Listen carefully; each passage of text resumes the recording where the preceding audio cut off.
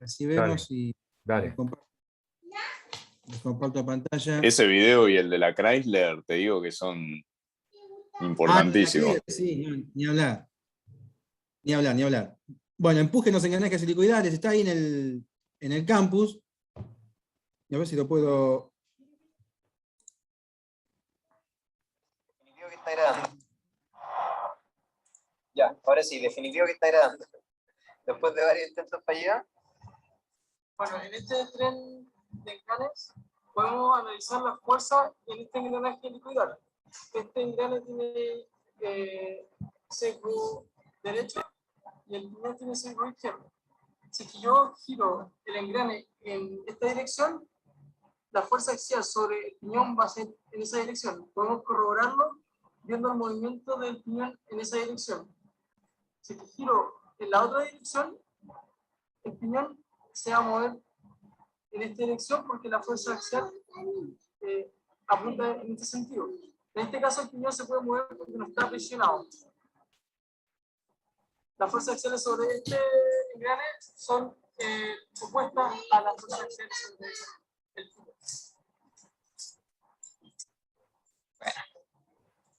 Bueno, no lo puedo poner a ver si lo puedo poner así. Se ve un poquito mejor. No me deja agrandarlo, che. Bueno, véanlo después tranquilos. De última, después cuando veamos el TP lo vemos en detalle. Pero es interesante, la verdad que es muy simple y muy interesante. El muchacho habla de sesgo derecho y sesgo izquierdo, bueno, en realidad lo toma al revés. En realidad sería, en vez de sesgo, está bien dicho, digamos, no pasa nada, pero es izquierdo. Él dijo que es derecho. Pero bueno, no, me pareció piola, por eso lo subí, porque se ve clarito cómo es el tema.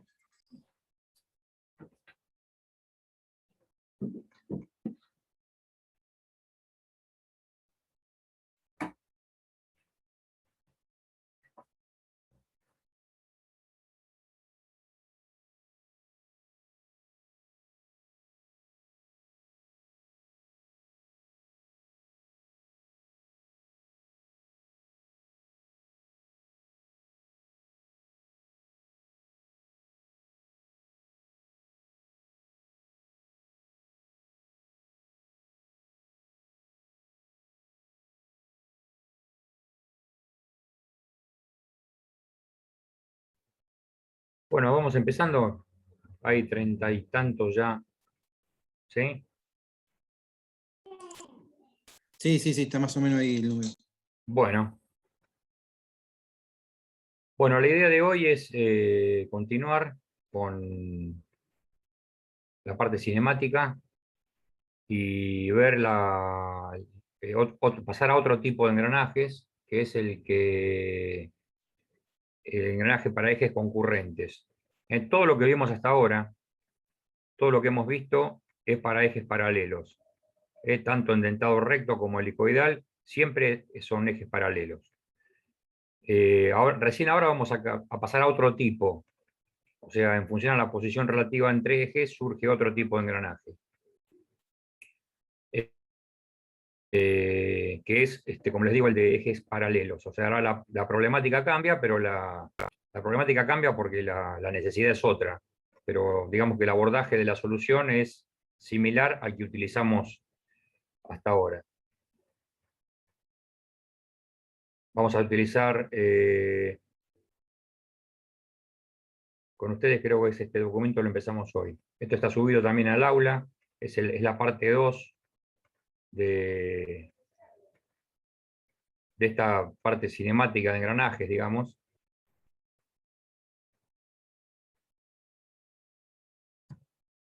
Bien, entonces ustedes verán esto que les debe resultar familiar porque es el planteo similar al que vimos al principio del planteo de este tema. Hay dos cuerpos que pretendemos transmitan movimiento entre uno con respecto al otro.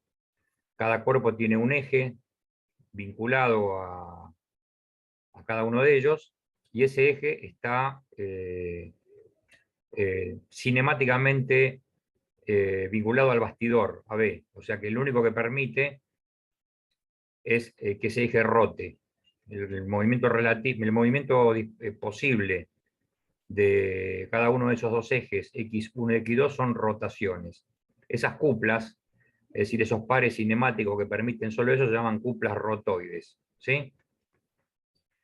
El abordaje es el mismo que vimos al principio, planteamos con la expresión que, digamos, se da en llamar del movimiento relativo, cuál es el movimiento del cuerpo A1 respecto al bastidor y el movimiento de A2 respecto al bastidor, es decir, los movimientos absolutos, si suponemos que el bastidor está fijo, ¿sí? Ambos movimientos no son otra cosa que la rotación omega 1 y omega 2, este omega mayúscula es el vector, y el omega, este que parece una W, es el módulo de ese vector, y X es el eje sostén de ese vector rotación.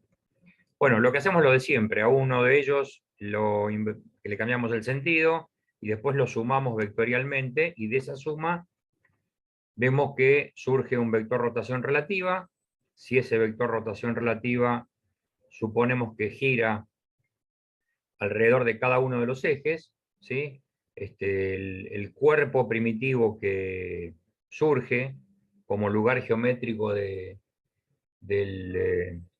movimiento del omega 1,2 alrededor de cada uno de los ejes X1 y X2 son dos conos, superficies arregladas de revolución, que tienen un punto común, porque si X1 y X2 tienen un punto común, ese punto O, su resultante también, ¿sí? Esto es lo que se llama movimiento polar. El movimiento tiene un punto fijo siempre. Si las posiciones relativas o los módulos de las rotaciones cambian, pero las posiciones no, cambian, digamos, en forma proporcional una con otra, porque están vinculados con esta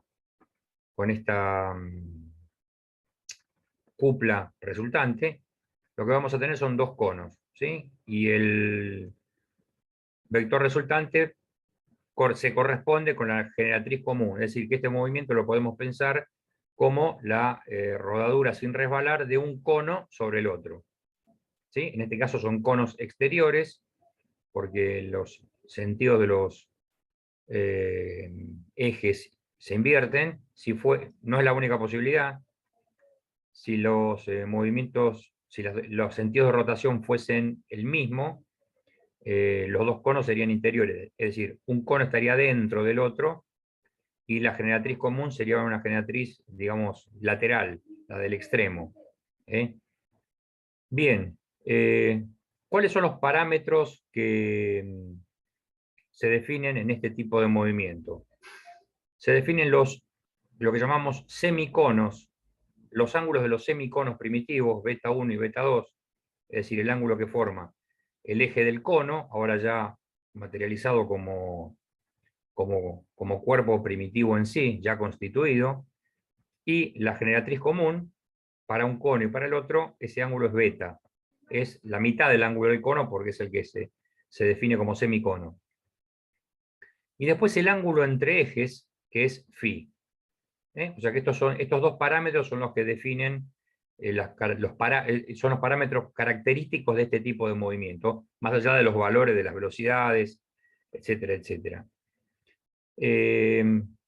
Hay un caso particular, y es, si bien es quizá el más frecuente que se da en las aplicaciones técnicas, que es que este ángulo entre ejes sea 90 grados. No tiene por qué serlo, para nada, pero digamos que hay frecuencia en la necesidad de conectar dos ejes perpendiculares.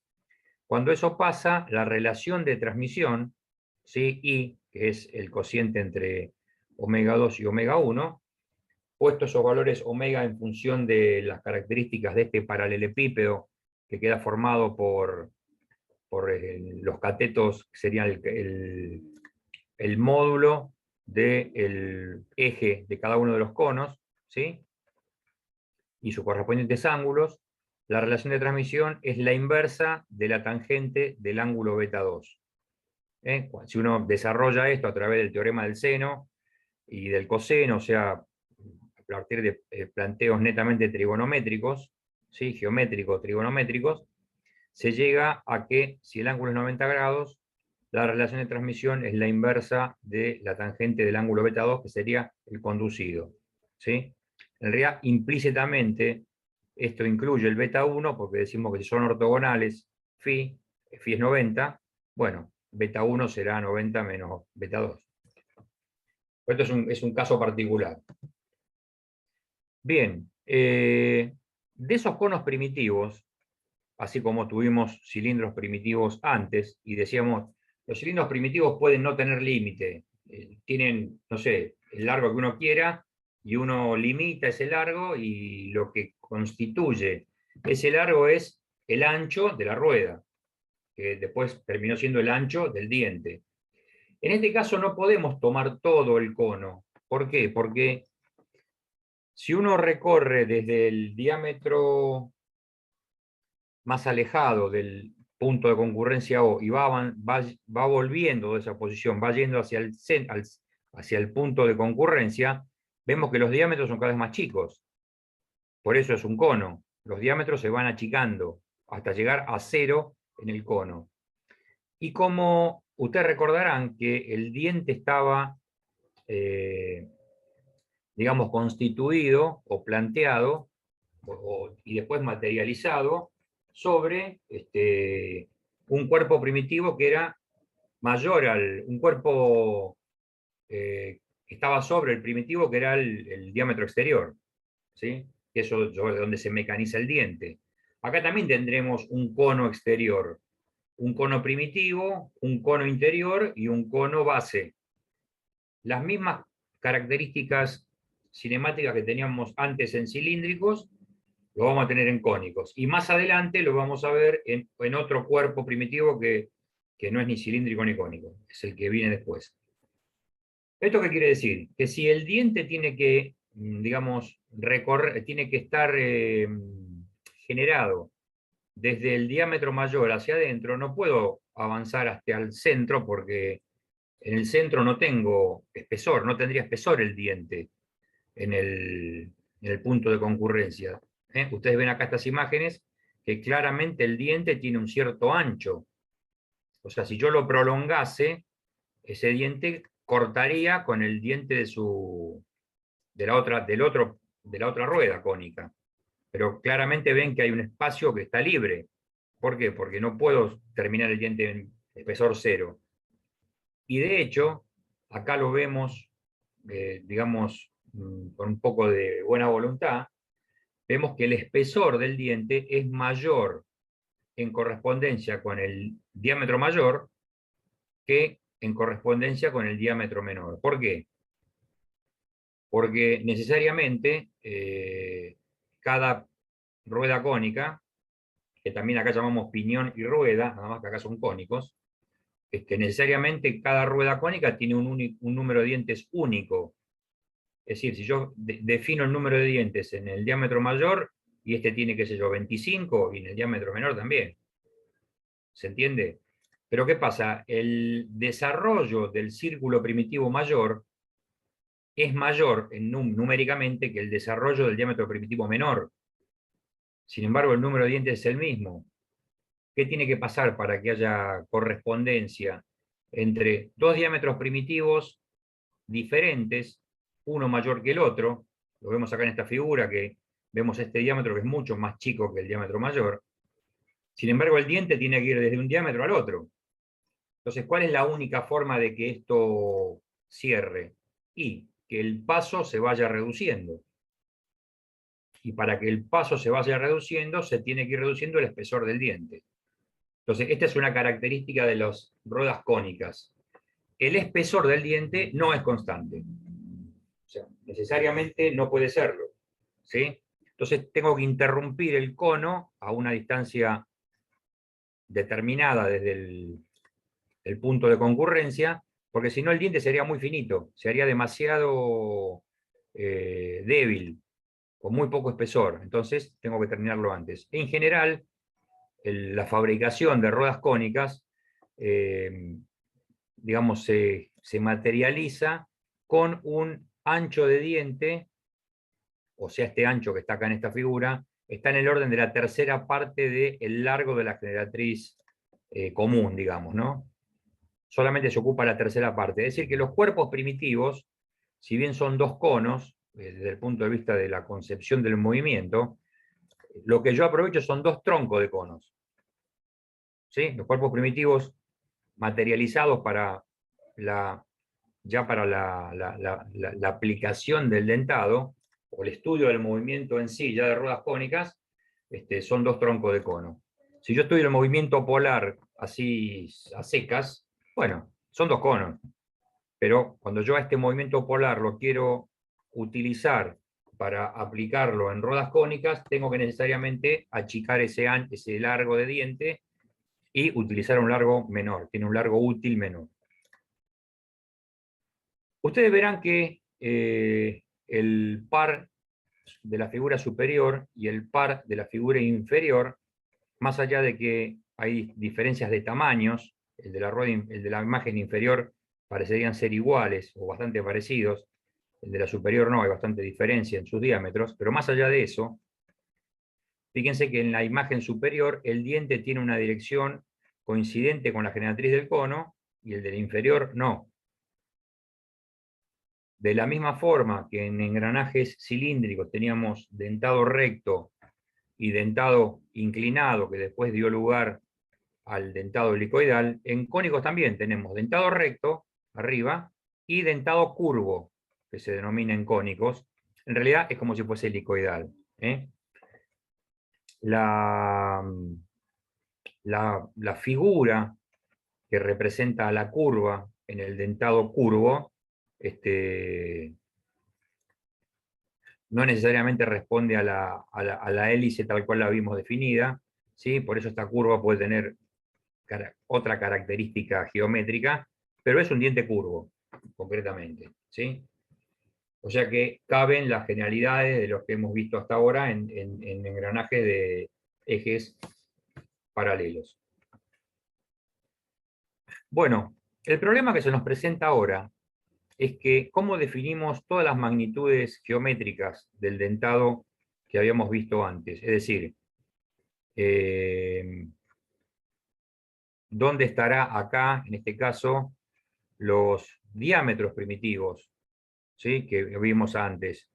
¿Dónde estará la línea de engrane? ¿Dónde estará el ángulo de presión? ¿Dónde estará la línea de los centros? ¿Sí? Porque ahora el espacio sobre el cual se van a desarrollar los dientes es un espacio esférico, no es un espacio plano como eran los dientes rectos. ¿Sí?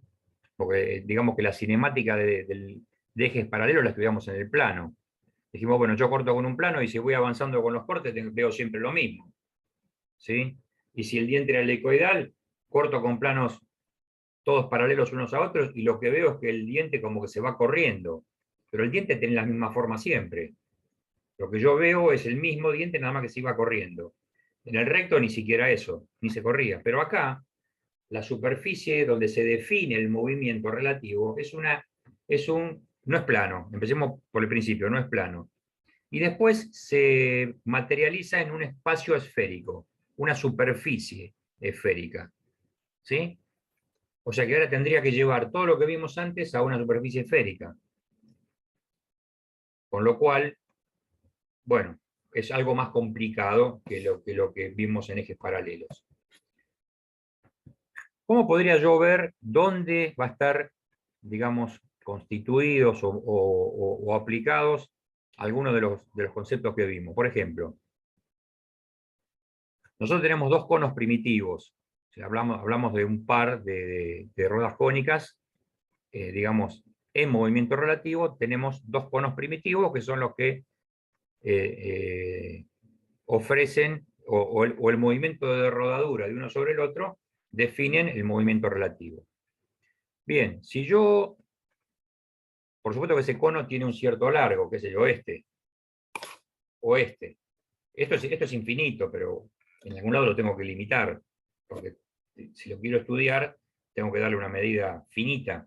Bueno, esa medida finita define una esfera, cuyo radio es igual al el largo de la generatriz común y el largo de cada uno de los conos, de los ejes de los conos, ¿sí?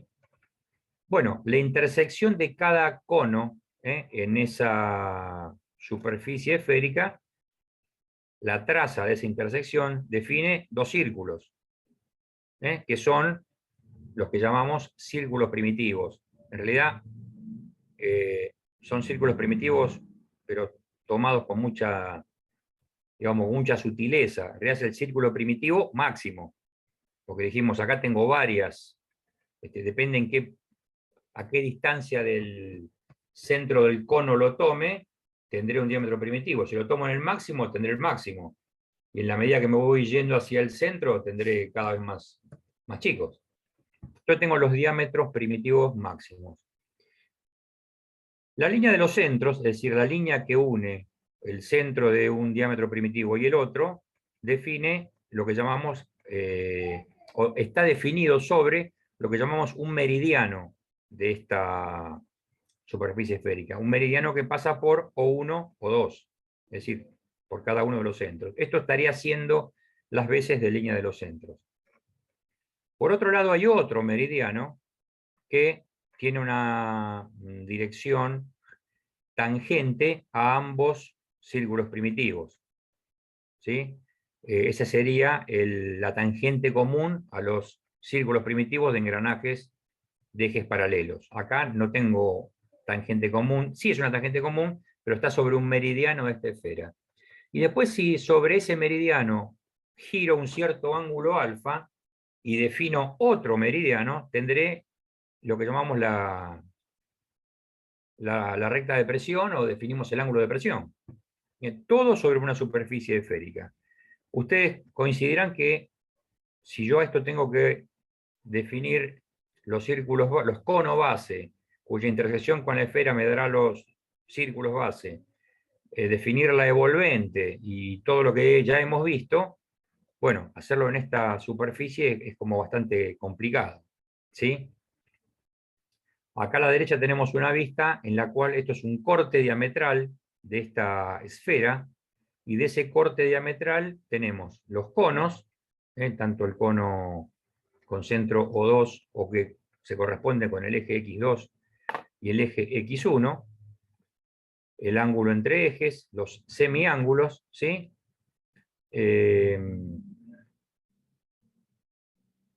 Y acá tenemos definidas todas las magnitudes que estuvimos comentando hasta ahora. Sobre el contorno de la superficie esférica, en este corte, acá donde cortamos, tendríamos el meridiano que une la línea de los centros. ¿Sí? Bien. Evidentemente, esto hecho así no resulta fácil. Entonces, hay alguien que se le ocurrió diseñar una especie de método como para que esto sea más práctico y digamos, evitar esta complejidad. ¿Y qué se pensó? Alguien dijo, bueno, si yo puedo esto, con algún artilugio geométrico, representarlo en el plano, o sea, representar en el plano los diámetros, los ángulos, el paso, etc. Y por supuesto siempre en el plano es más fácil que dibujar que sobre una superficie curva. Y después eso que está definido en el plano lo vuelvo a llevar sobre una superficie esférica, de forma tal que haya correspondencia entre esa representación plana y la representación sobre una esfera. Bueno, tengo toda una construcción geométrica del dentado, envolvente, ángulo de presión, etcétera, etcétera, que es mucho más fácil que pensar de hacerlo sobre esta estructura geométrica. Entonces alguien dijo, vamos a superponer sobre cada cono primitivo, otros dos conos, o sea, uno sobre cada uno, de forma tal que estos conos que ahora agregamos de afuera, son estos conos que tienen estas generatrices que están indicadas acá con distancias ρ1 y ρ2, de forma tal que estos conos tengan una tangente, un círculo tangente común a los conos primitivos. ¿Sí? Este cono sería una especie como de tapa una especie de tapa cónica que le ponemos arriba de cada uno de los conos primitivos, con la particularidad de que sus generatrices son la intersección de estos conos con la esfera, tienen la misma traza. La traza es la misma. La traza de ambos conos es el círculo primitivo máximo. ¿Sí? Entonces, yo pongo este cono exterior sobre el cono primitivo 1, de forma tal que su intersección define la misma traza sobre la esfera. ¿Sí? En el 2 hago lo mismo. O sea, ahora tengo dos conos más que antes no tenía. Antes tenía los conos primitivos, con toda esta complejidad de cómo hacer para dibujar los dientes sobre ellos, etcétera, etcétera. Y ahora tengo estos conos que se denominan conos complementarios. Son conos exteriores, pero tienen la particularidad de que tienen un círculo común, el complementario, el primitivo. Obviamente están definidos sobre la esfera, ¿sí? Porque el cono primitivo y la esfera tiene una traza que es este círculo primitivo máximo. Y obviamente, si el otro tiene la misma traza, comparten el mismo círculo primitivo. Entonces, como comparten el mismo círculo primitivo, yo lo que podría hacer, o lo que se hace, o lo que este método, digamos, sugiere, es cortar una generatriz, cada una de las generatrices de cada cono, cortar y abrir ese cono, o sea, cortarlo y llevarlo al plano. Desarrollarlo sería la palabra adecuada. Cortar una generatriz y desarrollarlo de forma tal de llevarlo a un plano. ¿Sí? Estos son los que teníamos. Acá evidentemente no podemos hacer nada, entonces vamos a hacer esto. ¿Y qué tengo? ¿Qué tenemos? Acá a la izquierda tenemos parte de la esfera, ¿sí? Arriba tenemos el eje X1 con el cono primitivo, de la misma forma que lo teníamos acá. Estos son los dos conos primitivos. Ahora los estamos viendo en esta vista. En la parte inferior de esta imagen a la izquierda tengo también parte de la esfera y tengo el cono primitivo 2. Acá están puestos exteriormente los dos conos complementarios. Este triangulito en realidad es la intersección de un corte, de este corte. Acá no están dibujados los conos complementarios. Si los materiales, si los dibujase, estarían acá. Entonces acá tengo los dos conos complementarios, estos que están rayados, o medio rayados, 1 y 2, los dos conos primitivos, 1 y 2, y la esfera. Entonces, ¿qué hago? Corto cada cono complementario según una generatriz. Esta, por ejemplo, y lo desarrollo. Si lo desarrollo, ¿qué tengo? Tengo esta figura. Sería lo que llamamos un sector circular. ¿Sí? Porque hay una parte que le falta. ¿Por qué? Porque como esto yo lo llevé al plano, esta línea del corte, en realidad era una. Esta generatriz cortada, antes no estaba cortada, estaban unidas, y obviamente esta figura, al cerrar estas dos generatrices, lo que hacen es definir un volumen encerrada en una superficie cónica. ¿Está bien? O sea que acá faltaría una parte de este cono desarrollado en el plano. Esto con el 1 y con el 2 lo mismo. Corto según una generatriz y lo desarrollo. Lo llevo al plano. Obviamente me falta una parte. Esta arista O2O, acá faltaría un O, y B2O, estaban unidas, eran la misma generatriz. ¿Sí? Bueno, nada más que ahora lo corté y lo desarrollé. Entonces ahora están los dos conos desarrollados en el plano, y si yo ahora quiero dibujar en el plano los perfiles de los dientes, el ángulo de presión, la línea de engrane, todo lo que dibujé antes lo puedo dibujar. ¿Por qué? Porque ya lo hicimos antes, como ya lo hicimos, ya lo sabemos, lo tendría que dibujar acá. Ahora, hacerlo acá, ¿qué ventaja ofrece? Y si esto que está en el plano y ahora es mucho más fácil de dibujar, viene de una superficie cónica o viene de un cono que no es el primitivo, bueno, pero viene de un cono que está definido sobre una superficie esférica, que es la del movimiento polar,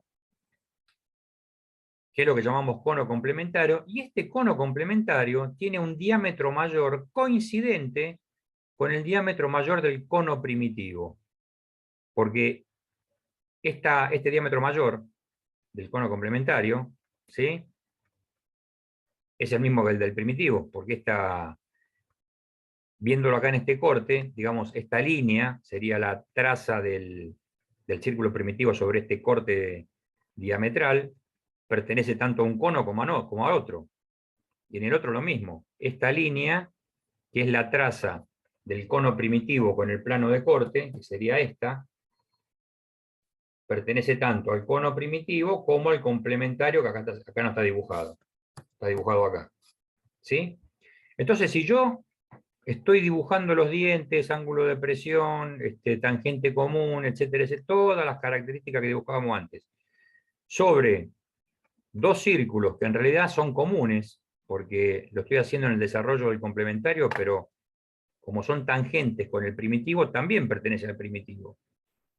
Si yo dibujo todo acá, después lo vuelvo a cerrar esto, o sea, vuelvo a unir las dos generatrices, y lo vuelvo a aplicar sobre la posición inicial del cono primitivo, resulta ser que voy a tener, vamos a decir, dibujado o definido los dientes sobre el cono primitivo también, porque lo hice sobre el complementario, pero el complementario y el primitivo tienen un diámetro común, o sea que si yo lo dibujé sobre el diámetro máximo del complementario, y ese es común al primitivo, es como si lo hubiera hecho en el primitivo. Nada más que sobre el primitivo no podía hacer este artilugio. ¿Sí? Este método, digamos, de aproximación, vamos a decir, ¿por qué de aproximación? Porque si uno dibujase sobre una superficie esférica los conos, los dientes o las evolventes, respetando las características de la cinemática que vimos y la ley del engrane, el método sería, digamos, estrictamente riguroso.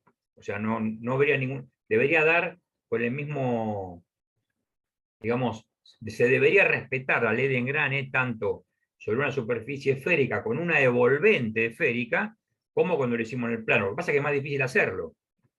Entonces, este es un método aproximado, suficientemente aproximado, ¿sí? Y razonablemente aproximado, se llama método de Thread-Gold, no está anotado acá, pero se los digo, método de Thread-Gold, que debe ser, supongo,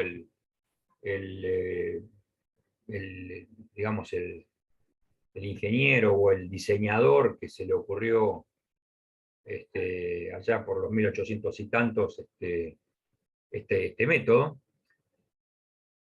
y que me permite utilizar una figura y una construcción plana, que es esta que tengo acá, en lugar de hacerla sobre una superficie esférica. Después cierro esto y cuando vuelvo atrás ya tengo esto. O sea, esto lo tengo,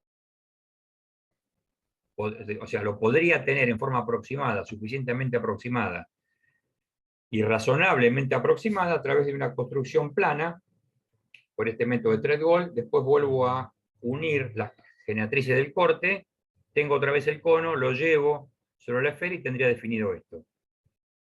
Que lo hice en el plano, pero ahora llevado sobre este casquete esférico, digamos, me permite evitar de tener que hacer toda esta construcción en el lugar de origen. Lo cual es una ventaja importante, ¿sí? Ahora bien, como dijimos, acá está faltando una porción de área, que sería el sector circular que falta, esto como si fuese una torta que le falta una importante porción, ¿sí? Porque esto está llevado al plano, lo que originalmente era cónico. Entonces yo debería completar esto, ¿para qué? Para que al completarlo, porque yo tengo que definir, a ver, ¿cómo hago para, trazar acá las características de un diente que viene de un, de un movimiento polar. O sea, en realidad, la rueda, este par, son cónicas.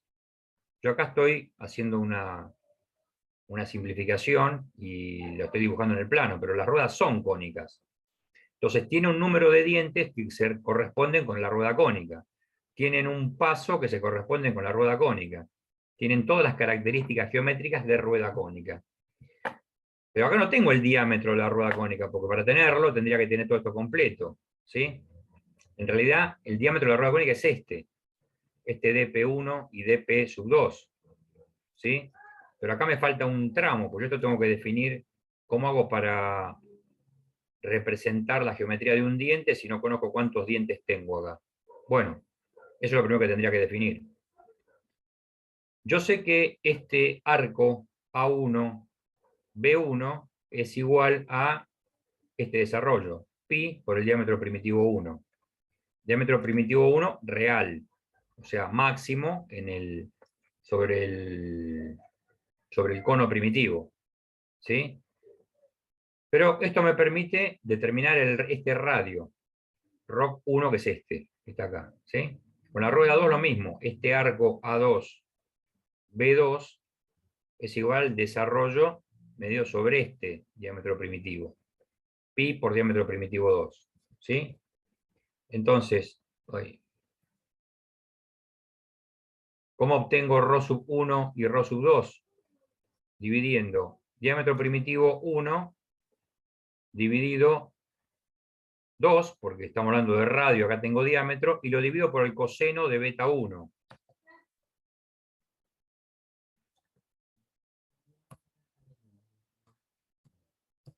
¿Sí? Porque acá tengo, este sería ρ sub 1, este sería el diámetro primitivo 1 sobre 2, porque tengo el radio, y entre ambos está vinculado con el coseno de beta 1. Este beta 1 medido acá, entre la generatriz del cono complementario y su correspondiente, digamos, diámetro tangente en esta vista de corte, es el mismo ángulo del semicono del diámetro primitivo, el semicono del cono primitivo 1. Esto por cuestiones geométricas, ¿sí? O sea que este beta 1 y beta 2 son conocidos, porque están definidos a través de las características iniciales del problema. Yo cuando tengo que resolver un problema de este tipo, lo primero que tengo que saber que es cuánto vale el ángulo entre ejes y cuánto es la relación de transmisión. Con eso ya puedo, digamos, encontrar los ángulos de los semiconos. De forma tal que podría tener, entonces tengo los radios ρ sub 1 y ρ sub 2, multiplico por 2 y tendré los diámetros en correspondencia con, sería este diámetro, en cuyo desarrollo tengo que ubicar una cierta cantidad de dientes de igual módulo que el módulo de la rueda real. En realidad, esta rueda acá en el plano no existe como tal. Es un artilugio geométrico del caso de origen, ¿sí? Bueno, definido ya encontrado este ρ sub 1, en función del diámetro primitivo del cono primitivo, divido por el módulo. Ustedes saben que diámetro sobre módulo es número de dientes. A la izquierda de la igualdad me dará el número de dientes necesario para cubrir todo este desarrollo. Se llama número equivalente o número virtual de dientes, que es igual al número de dientes de la rueda real dividido el coseno del semicono. Esto me daría los números de dientes necesarios para completar el desarrollo de lo que sería el diámetro primitivo desarrollado. El desarrollo porque es en toda la longitud, en todo ese contorno, y desarrollado porque ese cono lo aplané. ¿Sí? Acá vemos en esta imagen, con algo más de claridad, cómo después de desarrollar los conos complementarios, sobre esas figuras planas defino las características de los dientes. Incluso hasta tengo dibujados los dientes acá. Tengo el paso, tengo el el ancho del diente, tengo el vacío, tengo el ángulo de presión, tengo todas las características que hemos visto antes. Ahora, ustedes fíjense, en esta imagen vemos que el diente tiene un cierto ancho en correspondencia con el diámetro mayor, y ese ancho se va achicando en la medida que me voy acercando al centro del cono. Entonces, uno podría pensar, ¿cuál es el paso de la rueda cónica? ¿Por qué? Y porque si yo lo mido acá, el diámetro mayor tiene una determinada dimensión. Si yo lo mido más hacia el centro del cono, tiene otra, más chica. Con lo cual esto me estaría complicando porque tendría que saber, tendría que definir, es decir, no habría un único paso. De hecho, no hay un único paso. Y si no hay un único paso y el número de dientes siempre es el mismo, quiere decir que tampoco hay un único módulo. Y es así, no hay un único módulo ni hay un único paso definido. Pero por razones de convención no podemos arbitrariamente darle cualquier valor al paso ni al módulo. Entonces, todas las magnitudes geométricas del diente, paso, altura de adendum, altura de raíz, todo lo que hemos visto se define sobre el diámetro mayor. Todas las magnitudes geométricas del diente, el diámetro inclusive, se define sobre el diámetro mayor. El diámetro de adendum, el primitivo, el base, el de raíz, todo sobre el diámetro mayor. El paso inclusive, y obviamente, si defino el paso a esa altura, también defino el módulo. O sea que el módulo está definido en correspondencia con el diámetro mayor. Y con esto queda como salvada esta problemática de dónde defino las magnitudes geométricas del diente. Todas se definen sobre el diámetro mayor. Acá vemos claramente en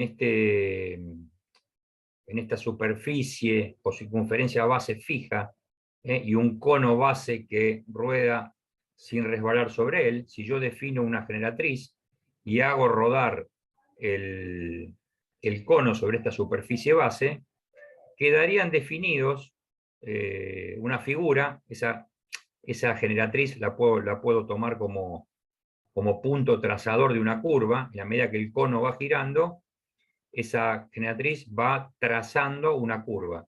Y la que está inmediatamente próxima a ella, hacia el centro del cono, definirá otra curva. Y la siguiente, otra curva.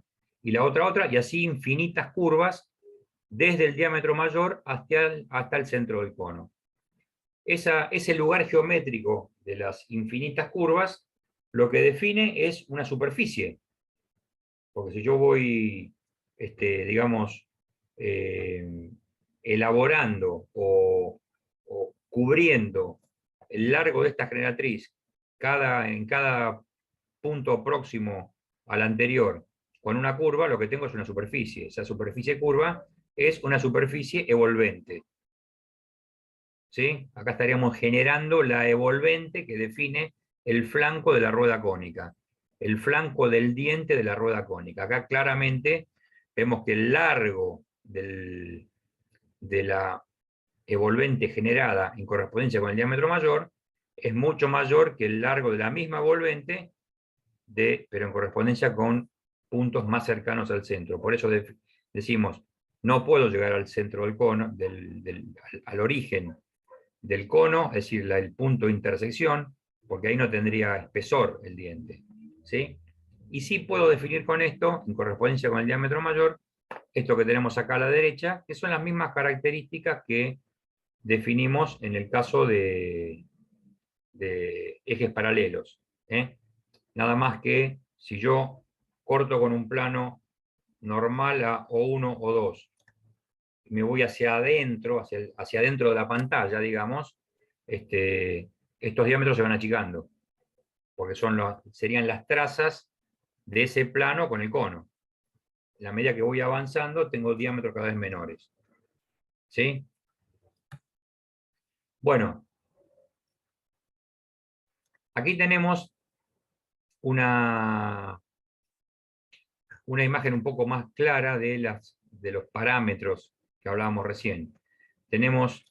Lo primero que vemos es que el cono no llega claramente hasta el punto de intersección de ambos ejes, sino que tomamos una parte del cono, como dijimos, son dos troncos de cono.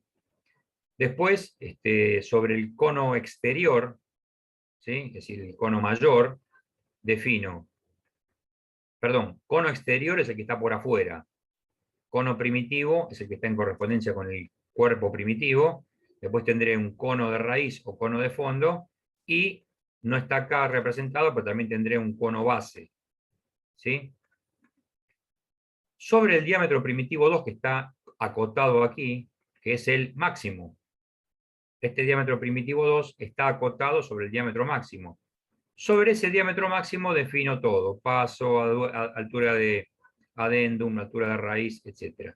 Esto con la rueda 2, con la rueda 1 lo mismo. Todas las características geométricas la defino sobre el diámetro mayor. Fíjense que acá está acotado hasta la altura del diente, la altura de adendum, K, y la altura de raíz, W. Todo sobre el diámetro mayor. ¿Sí? Acá esto que está acá, vemos acá a la derecha un detalle. ¿Sí?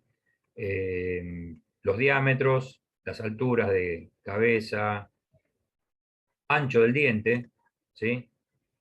Y como decía, este ancho B está en el orden de un tercio, entre un cuarto y un tercio del largo total de la generatriz, del cono primitivo, ¿sí?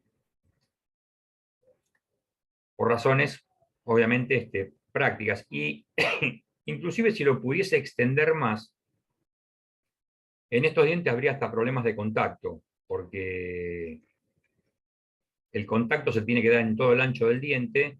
El diente, como tiene espesor variable, no se deforma igual en correspondencia entre un diámetro y el otro, porque obviamente donde hay menos espesor, el diente se deforma más, y eso hace que el contacto sea, no parejo, vamos a decir. No todo el diente se flexiona igual. Evidentemente, la parte que tiene menos espesor se flexiona más que la parte que es más ancha. Entonces, este diente, este tipo de engranaje tiene esta particularidad. O sea, el hecho de hacer el diente más corto también evita o simplifica este problema de contacto entre flancos de ambas ruedas. Bueno, dijimos que en la industria lo más habitual que uno ve, o lo habitual es que los ángulos entre ejes sean ortogonales, es decir, sería la forma de resolver la transmisión de potencia entre dos ejes ortogonales. En esta figura, arriba a la izquierda, tenemos una figura que tiene los dos conos primitivos, están materializadas las dos ruedas, los conos primitivos, los conos complementarios que están aquí atrás, ¿sí? Y claramente vemos que estos ángulos son ortogonales, pero no es la única forma, no es la única posibilidad. Yo podría resolver esto para un ángulo menor, inclusive de 90 grados. No tiene por qué ser 90 grados. Eso es lo habitual, pero no tiene por qué ser eso en forma excluyente. La imagen de la derecha, superior derecha, fíjense que claramente vemos dos ruedas cónicas donde el ángulo entre ejes es menor a 90. ¿Sí? O sea que estoy resolviendo un problema de dos ejes concurrentes con un ángulo menor a 90 y tienen la misma cinemática, tienen la misma característica que vimos antes, o para este caso particular, que es el caso más habitual, pero no el único, y todo es, digamos, es concordante entre un caso y el otro. ¿Qué pasaría si a una de las dos ruedas, supongamos que tenemos la rueda mayor, la que llamamos rueda, el otro es el piñón, ¿no? La rueda mayor, el ángulo del semicono, el ángulo del semicono de la rueda mayor, lo agrandamos un poquito, lo agrandamos más, lo agrandamos más, lo agrandamos más, y lo llevamos a 90 grados. Repito, el ángulo del semicono de la rueda. Lo agrandamos, lo agrandamos, lo agrandamos, lo agrandamos y lo llevamos a 90. ¿Sí? En esa instancia, el cono, que tenía un ángulo, por ejemplo, partimos de este, qué sé yo, ¿cuánto tendrá? 45 grados, o 40 grados, 30 grados, no sé. El que fuese. Lo voy aumentando, lo aumento y lo llevo a 90. Y es como que ese cono, medio que dejó de ser un cono. Se transformó más vale en un cilindro que un cono. Y esa transformación es lo que tenemos abajo a la izquierda. La rueda, fíjense, que primero tiene un ángulo, un semiángulo de 90 grados. ¿Sí? Es decir, ¿quién es 90 grados? Uno es el eje de rotación y el otro es la generatriz del cono primitivo. Pero acá ya no tengo cono. ¿Dónde está el cono acá? Y no, el cono degeneró en un cilindro. Y fíjense que el diente está generado no sobre un cono primitivo. En realidad está generado sobre, yo diría, una superficie anular, si lo viésemos de arriba, ¿sí? Pero que ya no es cónico. En realidad, digamos que este sería el caso en que degenera un cono, un engranaje cónico, cuando el ángulo del semicono pasa de un valor cualquiera a 90 grados. Y esta rueda que está acá abajo es la que se denomina rueda plana. En realidad no tiene nada, de plano no tiene nada, pero se llama así. Es lo que, digamos, la analogía entre este caso lo podemos ver en lo que pasaba con en engranajes cilíndricos cuando hablábamos de una cremallera. El cilindro primitivo que teníamos en el engranaje, cuando engrana como una cremallera, la cremallera no tiene cilindro primitivo, tiene plano primitivo. Entonces, en realidad, ¿quién sería la cremallera? La cremallera es el engranaje cuyo diámetro aumenta hasta hacerlo prácticamente infinito, o infinito, digamos. ¿Sí? Con lo cual ya no tengo cilindro, sino que tengo plano. Este caso es el mismo. No llevo a infinito el ángulo, lo llevo a 90, pero ahí ya degradé el cono. O sea, el cono degeneró, o digamos, se vio transformado, o sufrió una transmutación. Ahora es lo que llamamos, sería el cono límite, en este caso que deriva en la rueda plana. Y esto puede engranar igual. Tiene algunas limitaciones, pero puede engranar igual con otro piñón cónico, porque el otro piñón, que está acá, sigue siendo cónico igual que estaba antes. Nada más que en este caso superior derecho, el ángulo entre ejes es menor a 90, y en esta imagen inferior izquierda, el ángulo entre ejes es mayor a 90. Acá no podría engranar con una rueda de forma tal que el ángulo entre ejes fuese menor. Pero bueno, pero esto puede engranar, ¿sí? O sea que tenemos la primera transformación de un cono primitivo en un cilindro, ¿sí? Con lo cual pasamos de rueda cónica a rueda plana. Símil cremallera. Ahora, ¿qué pasa si la otra rueda cónica, la que quedó acá arriba, vamos cerrando su ángulo de cono? El otro que quedó, o sea, la rueda plana la dejamos como está. Y el otro piñón cónico, vamos achicando su ángulo de semicono.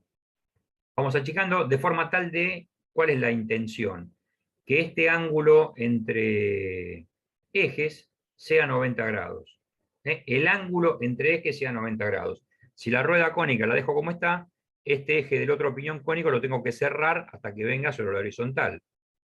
¿Sí? Entonces lo achico, lo achico, lo achico, lo achico, pero resulta ser que pasé de un piñón cónico con un ángulo, qué sé yo, de 30 grados, a un piñón cónico con ángulo 0. Como que ya dejó de ser cónico, porque ya no tengo cono primitivo, claramente tengo lo que tengo acá a la derecha. En realidad, pasó a ser un cilindro. Pero no es una rueda cilíndrica, porque esto degeneró de un cuerpo primitivo cónico. Tengo lo que se llama un piñón pseudocónico. Entonces, digamos, transformé dos ruedas cónicas iniciales en la imagen superior izquierda a un híbrido total, o un caso absolutamente raro y particular, abajo a la derecha, que tengo el mismo ángulo entre ejes, porque el ángulo entre ejes es el mismo. Nada más que acá tengo, supongamos, dos ángulos de cono en el cual uno debe tener, qué sé yo, supongamos, ¿qué serán 40 y pico, 50 grados, 60 grados uno y 30 el otro. 60 y 30 deben ser más o menos. Acá no. Acá tengo 90 y 0. En los dos casos suman el ángulo entre ejes, suman 90 grados. Pero acá lo hice con dos ruedas cónicas, digamos, normales, estándar, ángulo de conos 60 y 30, y en este caso abajo a la derecha lo hice con dos ruedas transformadas con ángulos de 90 y 0. O sea, esto está, digamos, logrado con una rueda plana y un piñón pseudocónico. Este piñón pseudocónico, que de cónico no tiene nada, en realidad tiene algo de cónico, porque la forma de los dientes, como en la rueda cónica están tallados sobre una superficie anular, el ancho del diente en el diámetro mayor tiene mayor paso que en el diámetro menor, porque eso es propio de los cónicos. Y este otro piñoncito pseudocónico, que es más parecido a un cilíndrico que otra cosa, tiene que engranar con un piñón, con un diente cónico. O sea, este pseudocónico, que también sería un pseudocilíndrico, porque tiene un espesor de diente variable. Entonces, porque es la única forma que engrane con un diente cuyo espesor va variando, ¿sí? Entonces, el contacto en este tipo de engranajes, en este par particular, es absolutamente más complejo que el que comentamos antes. Acá sí tengo que garantizar que el ancho del diente sea pequeño, porque, digamos,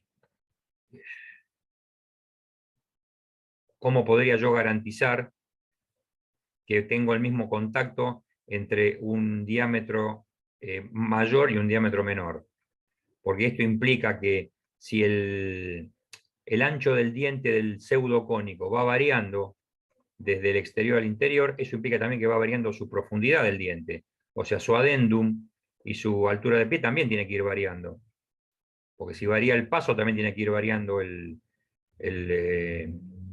la altura del diente. Sin embargo, tengo un paso variable en dos diámetros que teóricamente son los mismos. Porque si yo mido el diámetro, digamos, a la derecha del pseudocónico y el diámetro a la izquierda, tengo los mismos diámetros.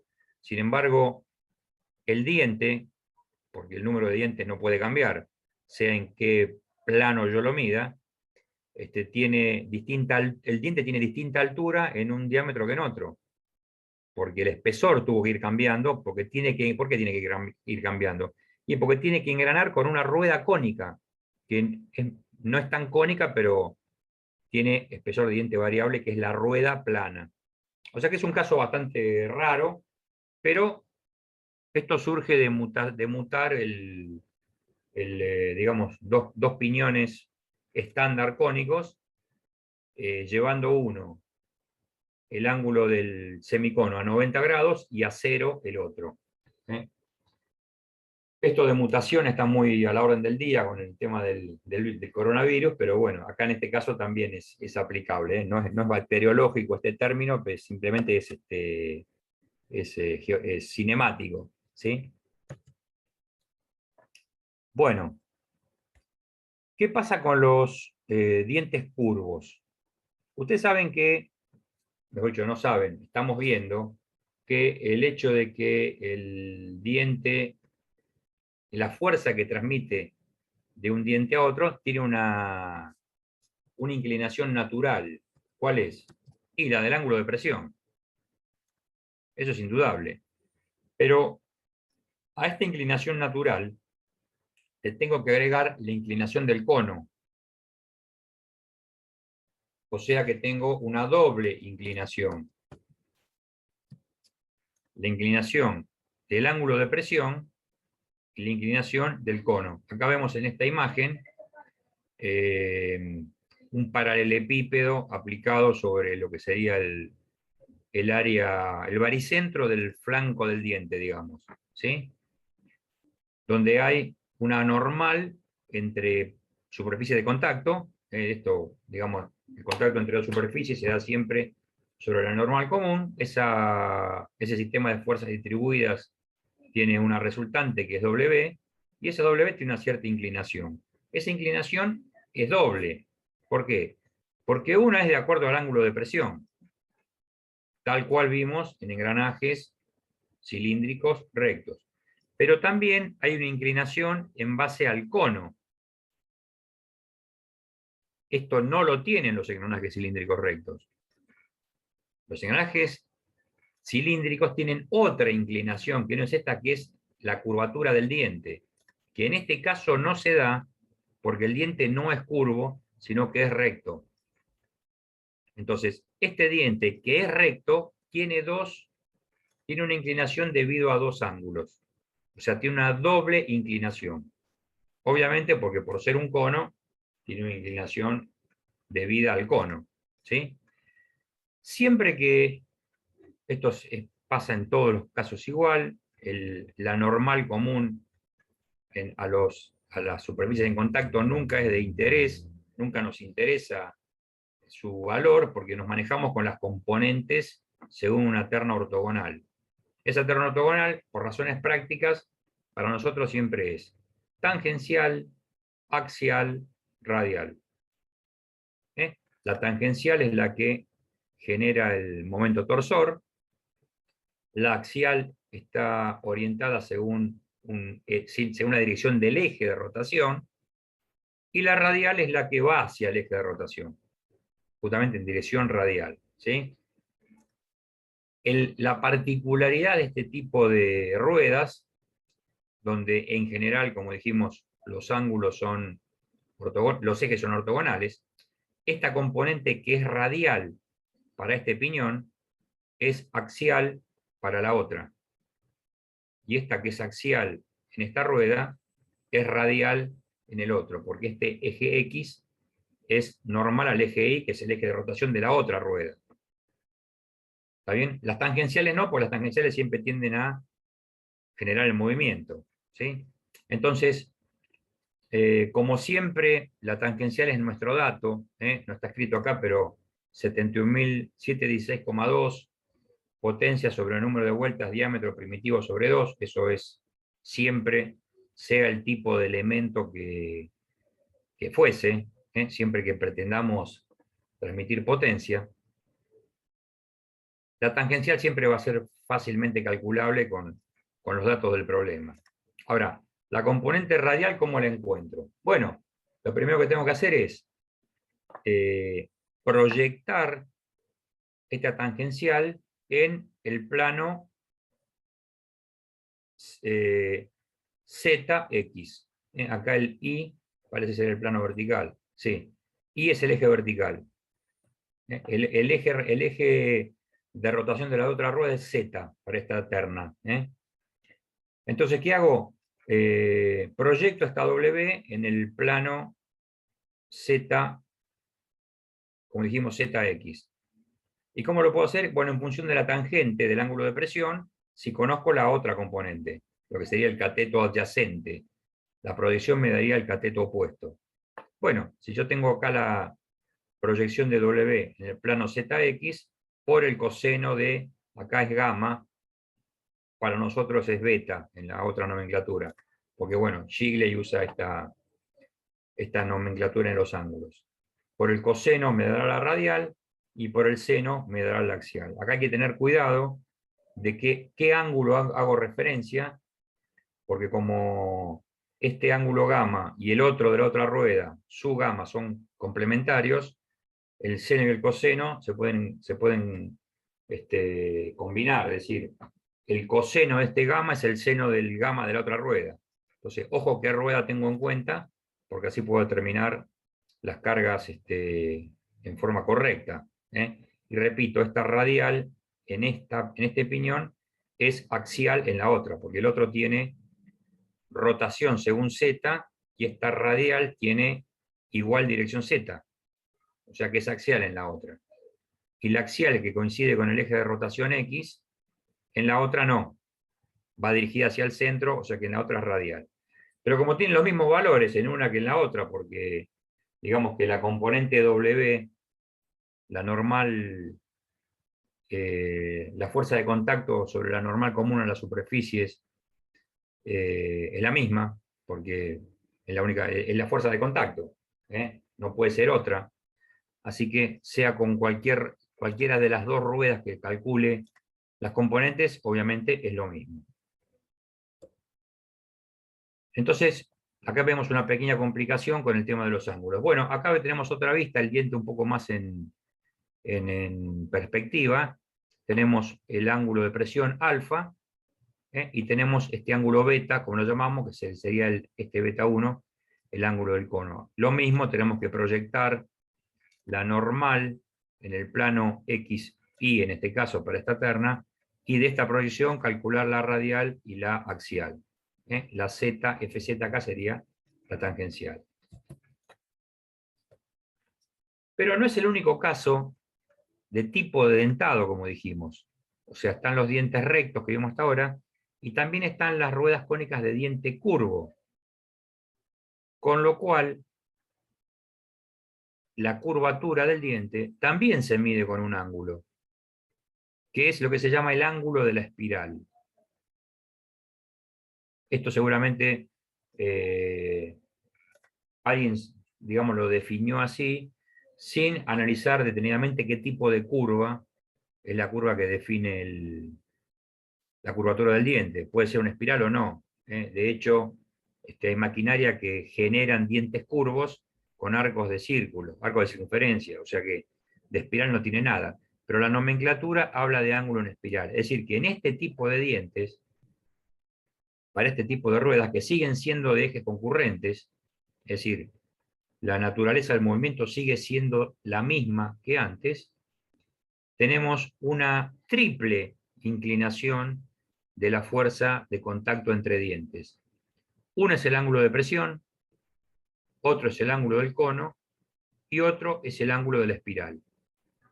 ¿Sí? El ángulo de la espiral, acá en esta representación esquemática, se mide desde el, digamos, punto de correspondencia en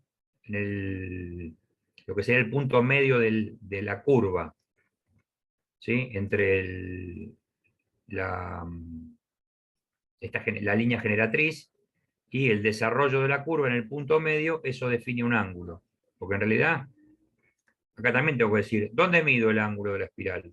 En el extremo del diámetro mayor me da un ángulo, en el extremo del diámetro menor me da otro. Y en el punto medio de la cara, como dice acá, no, ahí tengo otro. Bueno, es el que define el ángulo de la espiral. La industria de las ruedas cónicas, digamos, da nombre a distintos tipos de rueda en función de la marca de la máquina que la genera, ¿sí? Este tipo de diente curvo se podría dar la particularidad de que la ubicación de esta espiral fuese tal de que este ángulo gamma fuese cero. Si yo este diente curvo lo voy cerrando, lo voy tendiendo a ser más horizontal. Siempre curvo, pero tendiendo a ser horizontal. Es decir, este ángulo gamma lo cierro a cero. Tendría un diente curvo con ángulo en espiral cero. Bueno, ese diente particular no tiene una gran diferencia cinemática respecto de un diente recto. La forma del diente es curvo, y de hecho se aprovecha la herramienta para fabricar dientes curvos y construir ese tipo de rueda.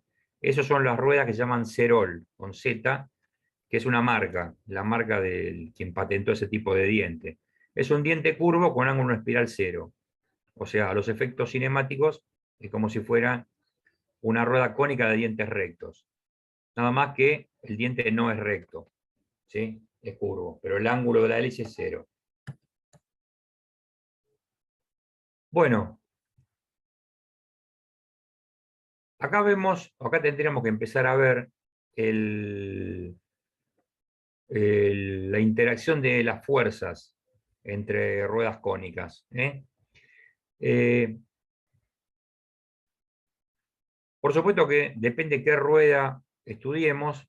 El diagrama de cuerpo libre implica que cuando yo aplico la totalidad de las fuerzas en una rueda y después lo aplico en otra, bueno, lo que una rueda ejerce sobre otra es la inversa de la que la otra ejerce sobre sí misma. Y entonces esto me daría lugar a empezar a pensar para dónde apuntan los empujes y qué sé yo. Hay una ventaja que tienen las ruedas cónicas de dentado recto, que son estas, que es que la normal sobre la generatriz común, que es esta, en realidad acá, como ustedes verán, las ruedas están separadas. En realidad, cuando engranan, esta generatriz y esta están unidas, porque eso es una generatriz común. Lo que pasa es que acá es como hicimos con los dientes helicoidales en la otra clase. Los separamos para poner de manifiesto las fuerzas de interacción entre una rueda y otra. La ventaja que tienen las ruedas cónicas de dentado recto es que la componente normal a la generatriz común siempre tiende a separar las ruedas. Fíjense cómo está representado esto acá. Esta fuerza tiende a alejar esta respecto de la que está a la derecha, en la imagen izquierda, y en la imagen de la derecha, que es el conducido, la fuerza tiende a separarla respecto del piñón que está a la izquierda. Se tienden a separar. Si invierto el sistema de rotación, esto no cambia, o sea que esto es propio de las ruedas cónicas de dentado recto. Ahora, obviamente, y fíjense cuál es la componente, es fuerza tangencial por la tangente del ángulo de presión, que no es otra cosa que es esta. Sería la proyección de la normal sobre el plano ZX. ¿Sí? Sería la resultante de la axial radial. Es la resultante de la axial radial. Esa es esta. Porque la tangencial es perpendicular a la pantalla. De esa no hay ninguna duda. El sentido de rotación es el que manda. ¿Sí? Pero como esta componente, si bien está, digamos, es calculable fácilmente, fuerza tangencial, tangente de phi, siendo phi en esta imagen el ángulo de presión, pero estas no me interesan a mí. Yo necesito las ortogonales, las cartesianas ortogonales. ¿Por qué? Y porque después estas fuerzas yo las voy a trasladar al baricentro de cada piñón y cada rueda, y con eso voy a calcular las fuerzas en los rodamientos, los momentos flectores que soporta el árbol, y voy a hacer todas las etapas de diseño que hemos visto cuando hemos visto todo lo anterior a esto. Entonces, ¿qué hago con esto? Bueno, la descompongo en la dirección del eje de rotación y en una dirección radial. Esta radial, está en la imagen a la derecha, inferior a la derecha, fíjense que es axial en la imagen de la izquierda. Y esta axial, que acá está como F sub G, que se corresponde con el eje de rotación de la rueda conducida a la de la derecha, es la radial en la imagen de la izquierda. ¿Sí? Por eso decimos que en este caso de piñones, ruedas cónicas de dentado recto, las componentes axial y radial se invierten según sea que estudie el motor o el conducido. La tangencial siempre tangencial, porque no importa respecto de cuál la esté estudiando, analizando, siempre es la del movimiento. ¿Sí? Entonces, esta componente Ft tangente de phi, por el seno y por el coseno, me dará radial y axial en una rueda y en la otra. Acá esta imagen, que está sacada del libro de Young, tiene en vez de hablar de fuerzas o componentes X y Z, habla de tangencial y después habla de G y P. O sea, G es de rueda, here, y P piñón. Entonces, esta fuerza P es la fuerza que ejerce el piñón, ¿sí? Y esta fuerza G es la fuerza ejercida por la rueda, ¿sí? En realidad, bueno, es bastante... Esta nomenclatura a mí mucho no me gusta porque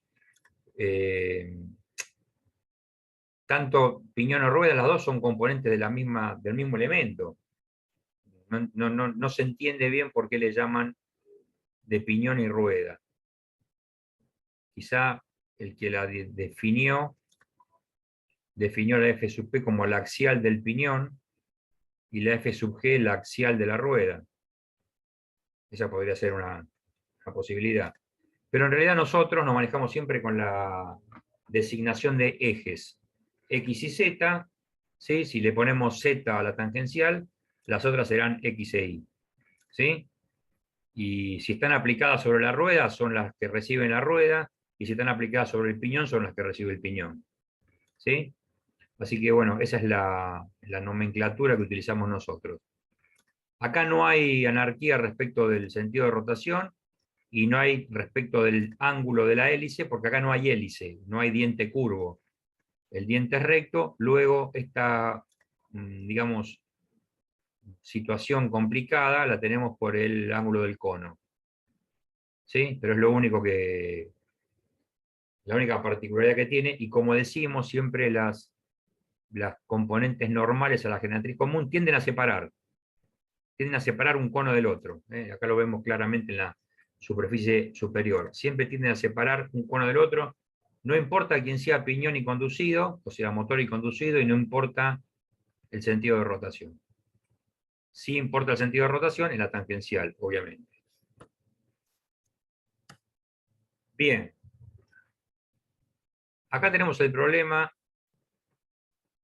que es un problema, que es los empujes en ruedas cónicas de dientes curvos.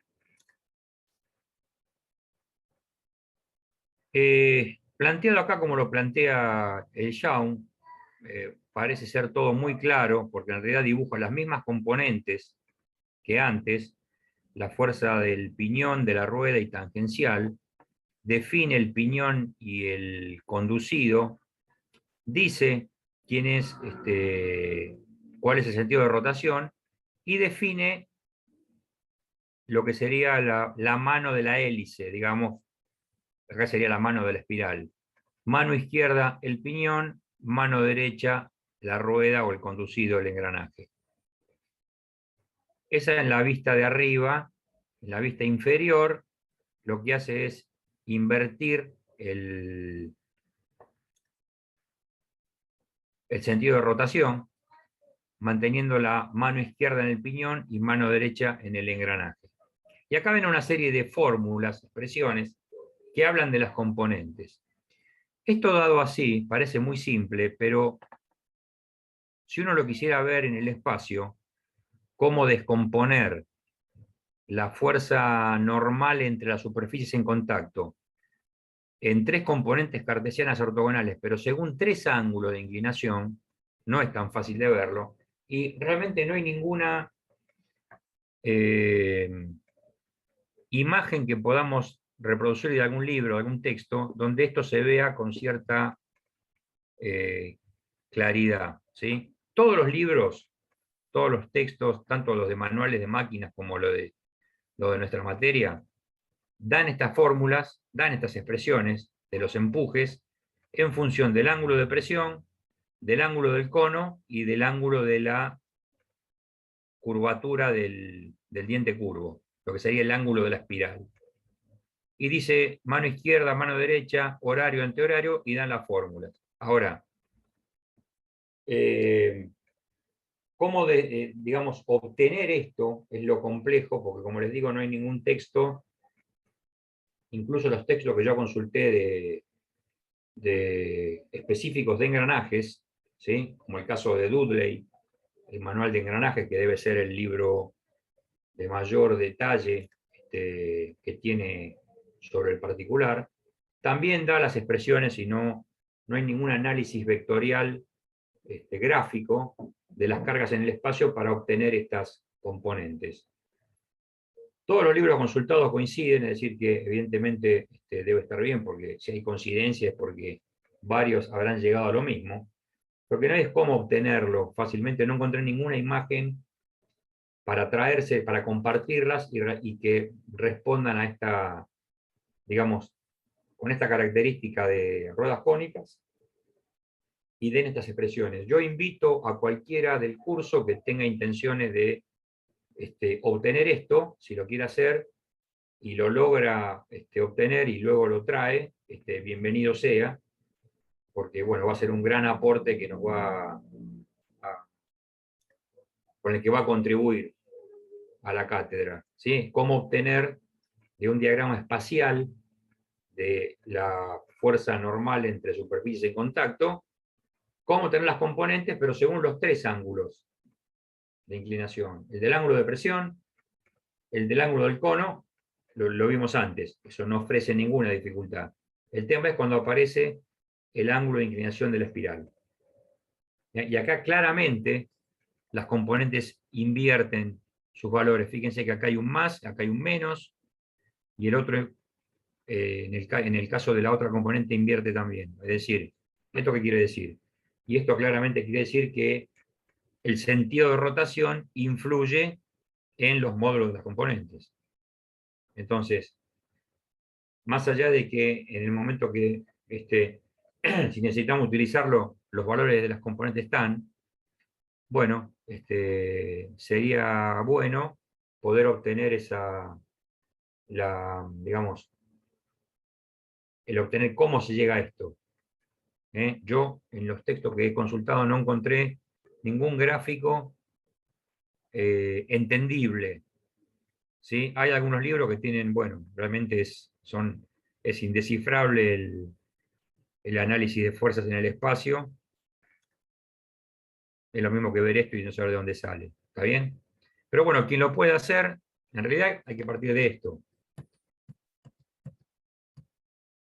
Nada más que hay un ángulo más. Aparte de phi, ángulo de presión y el ángulo del cono, está el ángulo de la espiral. ¿Sí? Bueno, todo eso genera una descomposición de fuerzas asociada a esto. O sea que lo complementa, lo complejiza un poco bastante más. ¿Sí? He consultado con otros colegas y realmente nadie tiene fuentes para, digamos, potables, ¿no? Para ver de dónde surge esto. Bueno, el tema es que está en todos los manuales de máquinas, los manuales, los libros de nuestra materia, que tratan este tema, lo traen, o sea que los valores están, las componentes son, digamos, determinables, pero no tenemos una imagen que nos permita saber de dónde sale, por lo menos hasta ahora. El que lo quiera hacer y lo pueda hacer y lo quiere compartir, desde ya, con mucho gusto, será muy bien recibido. Bueno, son 1:30 pasadas. El tema de hoy es engranajes cónicos. Yo quisiera hacer una pequeña introducción de engranajes parejas alabeados, solamente introducir el problema y explicar cómo lo vamos a resolver. El cómo resolverlo lo vamos a hacer la clase que viene. Pero sí quisiera dejar presentado hoy el problema y las posibles soluciones, para lo cual yo diría, paramos 10 minutos y luego nos volvemos a convocar para dar el cierre, hacer un cierre completo a la clase de hoy. ¿Les parece? Bueno, pongo pausa. Por favor. Ahí estamos grabando nuevamente. Muy bien.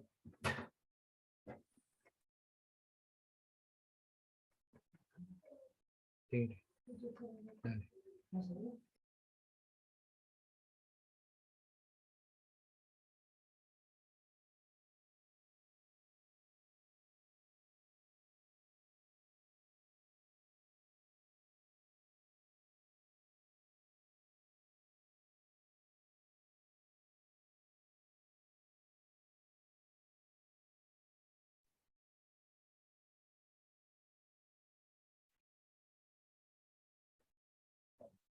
Bien.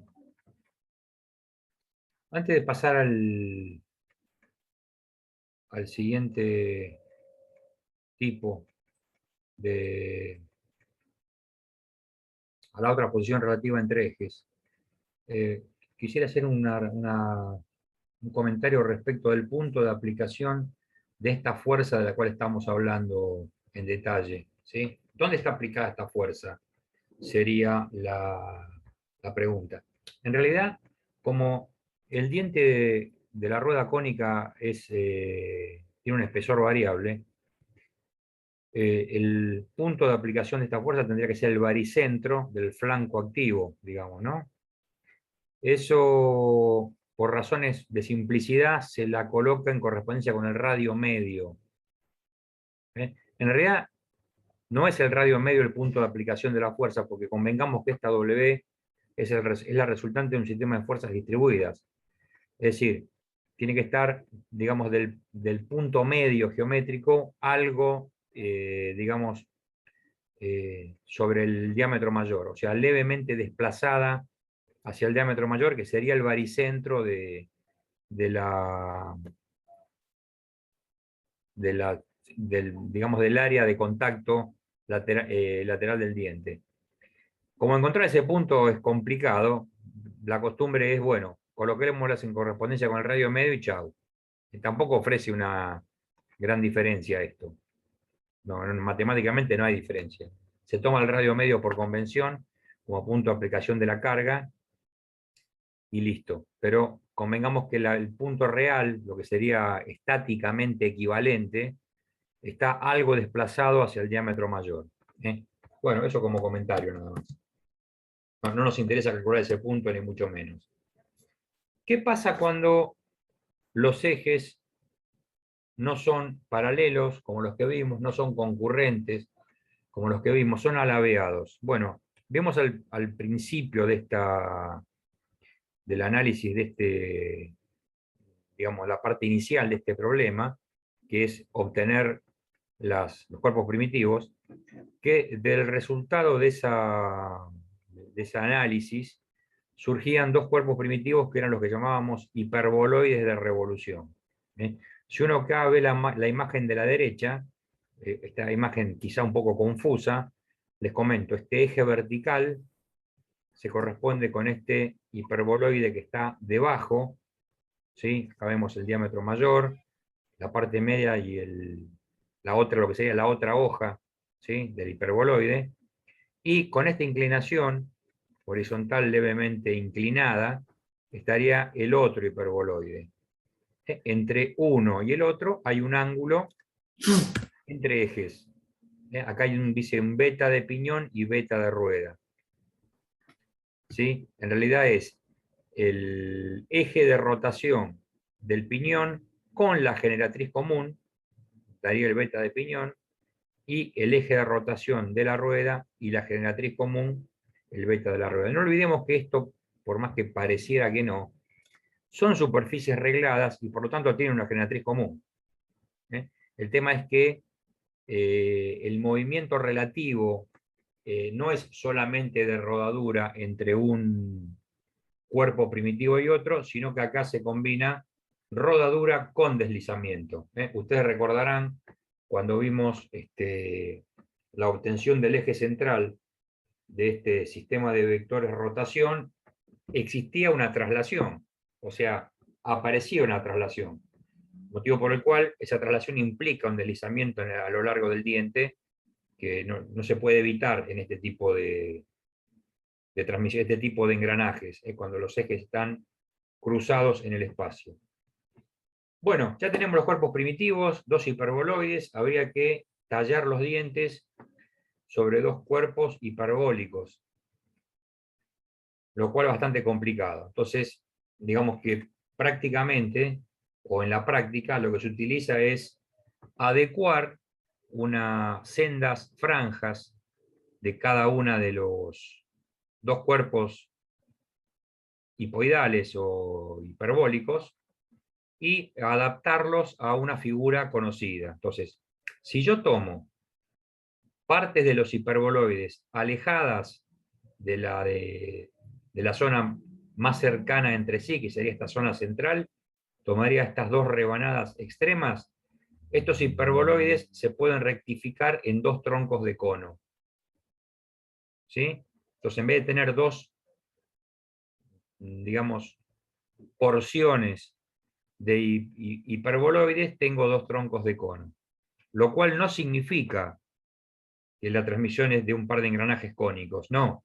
Estoy aproximando dos porciones, dos tramos de hiperboloides a dos troncos de cono. Eso desde el punto de vista geométrico de los cuerpos primitivos. Pero la naturaleza del movimiento sigue siendo de dos hiperboloides. Por eso se llama transmisión hipoidal.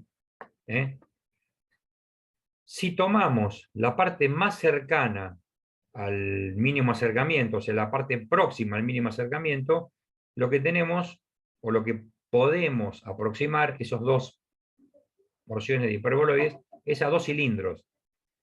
O sea, rectificamos las superficies curvas en dos cilindros y tendríamos dos engranajes cilíndricos de ejes cruzados. ¿Por qué cilíndricos? Porque se aproximó dos partes de hiperboloides se lo aproximó, digamos, desde el punto de vista del mecanizado, constructivo. Lo mismo que dos conos, en el caso de la parte más alejada, se siguen diciendo hipoidales. Ahí uno podría decir, bueno, los podríamos llamar cónicos para ejes alabeados. No es adecuado decir eso. Cuando uno habla de cónicos, habla de cónicos, ejes concurrentes. Si los ejes no son concurrentes, los cuerpos primitivos no son cónicos, por más que la simplificación haga que se los mecanice como conos. Entonces, ¿cuáles son las soluciones al problema de la transmisión en ejes alabeados? Bueno, se aproximan las partes de los cuerpos que tomamos como cuerpos primitivos para materializar el movimiento. Entonces, si tomo la parte más alejada del centro de los hiperboloides, el centro decimos que es la parte de mayor acercamiento, ¿sí? Tengo dos conos, aproximados dos troncos de cono, y si es en la zona cercana a la de mayor cercanía, tengo dos engranajes cilíndricos, pero en ejes alabeados. Bien. Acá vemos la correspondencia entre tres tipos de engranajes muy parecidos entre sí cuando uno los tiene separados. Cuando uno tiene la rueda y el piñón, digamos, a la vista separados sin engranar, son parecidos. Ahora, cuando uno los pone a engranar, vemos que no son iguales. Cuando uno los pone a engranar, ¿y qué pasa? Si yo veo, supongamos la imagen esta inferior derecha, cuando los pongo a engranar, ¿qué veo? Y que el eje del piñón no pasa por el eje de la rueda. ¿Sí? Vemos que el eje del piñón está claramente desplazado hacia abajo. ¿Eso qué quiere decir? Que no tengo una rueda de engranajes cónico, una rueda cónica de dientes curvos. Porque si fuese cónica, cuando lo presento, los ejes tienen que cortarse. Y estos claramente no se cortan. Luego es una transmisión de engranajes hipoidales. Aunque cuando uno los ve separados, parecieran cónicos.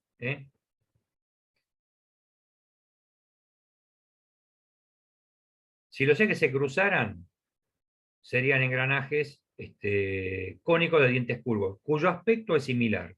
La única forma de darse cuenta es presentándolos y haciéndolos engranar. Y por otro lado, si el piñón es un poco más largo, ¿sí? Cuando me alejo más, o sea, me alejo más del centro, o sea, el piñón engrana más lejos de la rueda, sigo teniendo dos superficies, un par de engranajes hipoidales, pero en particular se lo llama espiroidal, para esa posición, porque, bueno, digamos que la curva responde a otra forma, en esta posición más alejada del centro, pero siguen siendo hipoidales. El otro hipoidal es el clásico, y si me alejo más paso al espiroidal, pero el cuerpo primitivo es el mismo. si cuando lo presento llego al cruce de la línea de los ejes de rotación, entonces el piñón es espiral. Espiral es cónico. Es el único caso de estos tres que es cónico. Bueno, la otra solución, ¿cuál es? Ruedas cilíndricas. Cuando estoy en la parte cercana a la de mayor cuando estoy obviamente los ejes, hay una posición que es la de máximo acercamiento. Bueno, en la vecindad de esa posición, si yo rectifico los hiperboloides en dos cilindros, tengo dos ruedas cilíndricas de ejes alabeados y de dientes helicoidales, en este caso, inclinados. No podían ser de eje recto acá. Claramente, los dientes tienen que estar inclinados para que engranen. Puestos a engranar, la posición entre ejes, bueno, obviamente no es paralela. Si fueran paralelas, serían cilíndricos. Los cuerpos primitivos, en este caso, no lo son. Entonces tengo dos engranajes cilíndricos. Acá esto es una aproximación. Lo llamamos cilíndricos de dientes helicoidales. En realidad,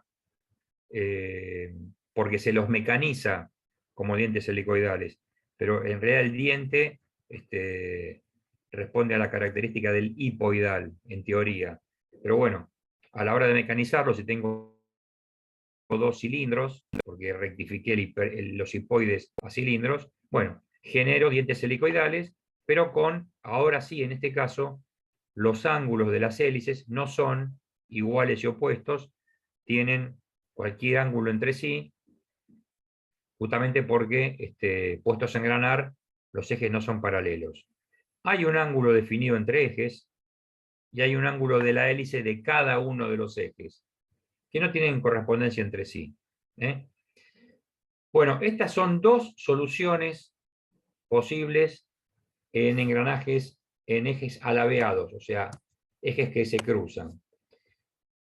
Hay una solución más que es cuando, la vamos a presentar ahora, tengo dos ruedas cilíndricas de dientes helicoidales y a una de ellas, por ejemplo la inferior que está acá, le achico el diámetro y aumento el ancho. Estos, en particular, estos son de ejes perpendiculares, ejes ortogonales. Cuando la rueda inferior le achico el diámetro y aumento el ancho, resulta ser que cuando empiezo a generar el diente en una punta, el engranaje, si bien digo, es tan ancho que no encuentra la cara opuesta, empieza a generar una hélice. Y esa hélice termina siendo como si fuera un filete de un tornillo.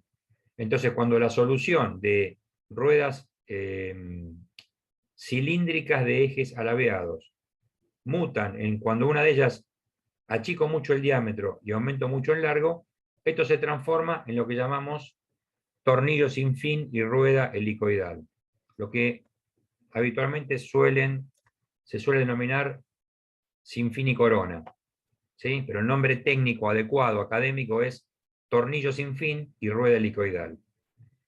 La rueda, que es rueda, sigue siendo un engranaje helicoidal igual que lo que conocemos de antes. Y el tornillo sin fin, bueno, ahora no es un tornillo de unión ni de presión, es un tornillo sin fin, tiene características de engrane, porque engrana con una rueda helicoidal. ¿Sí? Bueno, estos serían los tipos de engranajes que surgen como solución al problema de ejes alabeados. Entonces tenemos los hipoidales, los cilíndricos de ejes alabeados y tornillos sin fin y rueda helicoidal. Estos tres tipos son los que vamos a ver y son los que vamos a resolver, y de este en particular que estamos presentando ahora vamos a hablar bastante porque es una transmisión muy adecuada para la transmisión de potencia, muy utilizada en transmisión de potencia, ¿sí? Sobre todo transmisiones de unos cuantos caballos, ¿no? Importante. Bueno, entonces, hecha esta presentación, digamos, estamos por finalizada la clase de hoy. La clase era de ejes concurrentes, Esto simplemente fue a los efectos de presentar, y ya la clase que viene, que es una clase bastante larga porque tenemos que ver todo lo de cilíndricos de ejes inclinados, ejes alabeados, y la parte de tornillos sin fin y rueda helicoidal nos va a llevar su tiempo. Entonces, bueno, hecha ya la presentación, la clase que viene vamos a abordar directamente este que es el último tipo de engranajes, digamos entre comillas, porque serían los de ejes alabeados, pero hay varios tipos de pares de engranajes que resuelven esto. Son los que comentamos recién. Y son los que vamos a desarrollar la clase que viene. Así que bueno, si quieren formular alguna pregunta respecto a lo que vimos hoy, escuchamos atentamente. Después de eso empezamos la parte de cálculo, o sea, de dimensionamiento.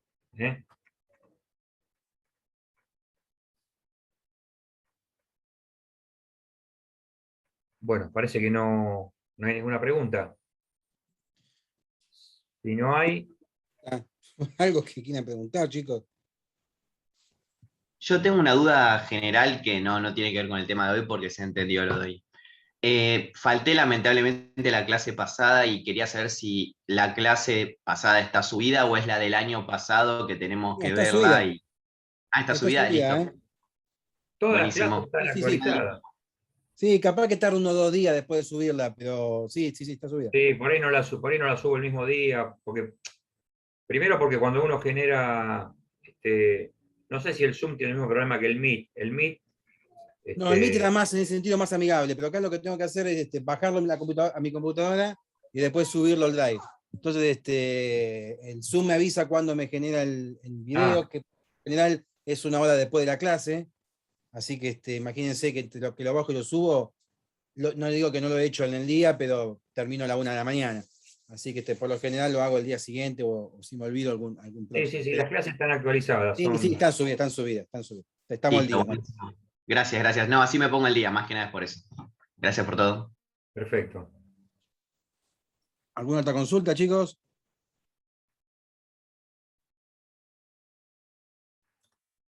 Bueno, parecería ser que no. Bueno, detengo la grabación entonces, así ya. Muy bien. Que no encuentro.